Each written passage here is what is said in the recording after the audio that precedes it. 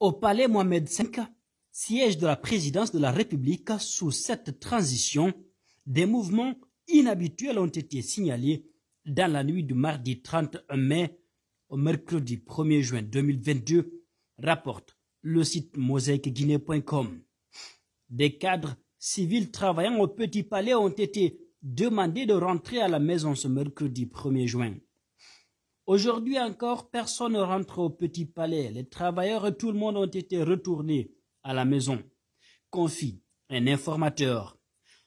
Mosaïque Guinée dit avoir appris également que toutes les entrées et sorties sont filtrées. Il s'est passé effectivement quelque chose, mais la situation a été circonscrite, maîtrisée, rapporte une bonne source. D'autres langues indiquent que des mécontents ont voulu se faire entendre.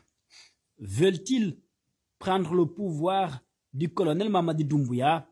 Pour l'heure, difficile d'en dire plus, mais des sources bien informées assurent que Mamadi Doumbouya commence déjà à faire des jaloux.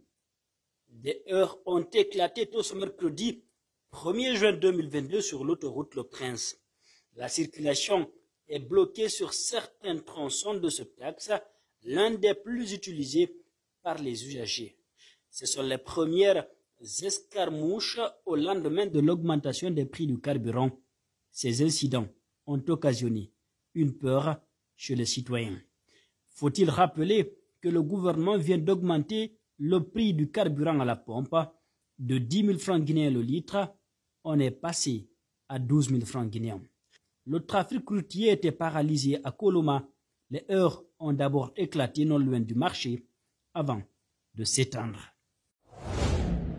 Du berger à la bergère, la réaction du FNDC Front National pour la défense de la Constitution ne s'est pas faite attendre suite au communiqué du CNRD rendu public ce lundi 31 mai 2022, dans lequel la junte a réitéré qu'aucune marche ne sera autorisée en Guinée aussi longtemps que les garanties d'encadrement ne seront pas réunies. Le mouvement qui a été le fer de lance de la lutte contre le troisième mandat d'Alpha Condé déchu le 5 septembre regrette une attitude dictatoriale de la part du CNRD. Le FNDC dénonce la sourde oreille dont fait montre la junte qui, en dépit des dénonciations et les mises en garde des institutions internationales sur les éventuelles conséquences de cette décision sur la bonne marche de la transition, décide selon lui de restreindre l'exercice des libertés publiques. Pour justifier sa décision d'interdire les manifestations, le CNRD a mis en avant les violences qu'elles engendrent. Un argument qui ne tient pas la route selon le FNDC qui prévient qu'il ne se soumettra pas à cette injonction.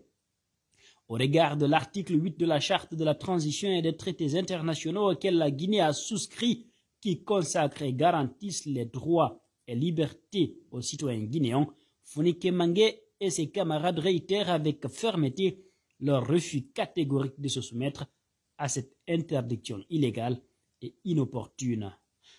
Comme action urgente envisagée par le FNDC, c'est l'invite aux Guinéens à la mobilisation pour la reprise imminente des manifestations, ce pour empêcher la confiscation du pouvoir par le CNRD et exiger un retour rapide à l'ordre constitutionnel.